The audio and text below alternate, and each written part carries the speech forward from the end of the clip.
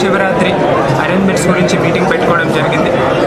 ఈ మీటింగ్లో ప్రతి డిపార్ట్మెంటు సమన్వయం చేసుకొని ప్రతి డిపార్ట్మెంట్ కూడా సిబ్బందిని ఎలాగ ప్లాన్ చేసుకొని భక్తులకి సౌకర్యంగా ఎలా మనం ఫెస్టివల్ ఆర్గనైజ్ చేస్తామో దాని గురించి చర్చ చేయడం జరిగింది. క్యూ లైన్స్ దగ్గర నుంచి ట్రాఫిక్ మేనేజ్మెంట్, రోడ్ల సౌకర్యం, తాగునీరు సౌకర్యం, శానిటేషన్ సౌకర్యం, విఐపి దర్శనం గురించి కానీ, క్యూ లైన్ల గురించి కానీ, అకామిడేషన్ గురించి కానీ, సీసీ కెమెరా సేఫ్టీ అన్ని ఆస్పెక్ట్స్ని కూడా డీటెయిల్గా చర్చించుకోవడం జరిగింది. ఇది ప్రథమ మీటింగ్ మాత్రమే. ఇవాళ నిర్ణయం తీసుకున్న అంశాల మీద డీటెయిల్డ్ ప్రోగ్రామ్ కూడా, అలానే ఎస్పెషల్లీ తాగునీరు, శానిటేషన్కి ఎటువంటి చిన్న కంప్లైంట్ కూడా రాకుండా సక్సెస్ఫుల్గా ఈ జాతర చేయాలి.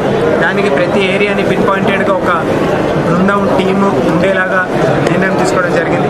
ఇతర విషయాల్లో కూడా సీసీ కెమెరాస్ కావచ్చు, పార్కింగ్ కావచ్చు, బస్సుల సంఖ్య కావచ్చు, గౌరవ ప్రభుత్వం మహాలక్ష్మి స్కీమ్ స్టార్ట్ చేసిన తర్వాత బస్సుల వినియోగం అనేది చాలా పెరిగింది.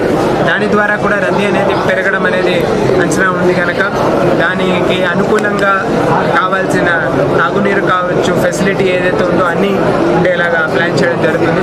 శుభ్రత ఉండేలాగా అన్ని చర్యలు తీసుకుంటాం. అన్ని డిపార్ట్మెంట్లు సమన్వయం చేసుకొని ఇక్కడే టెంపుల్ దగ్గర ఒక కంట్రోల్ రూమ్ ఏర్పాటు చేసుకొని నిత్యం 24/7 ఫెసిలిటీస్ మానిటరింగ్ చేయడం జరుగుతుంది. ఈ ప్రోగ్రాంలో అందరూ కలిసికట్టుగా పనిచేసి విజయవంతం చేయాలని కోరడం జరుగుతుంది.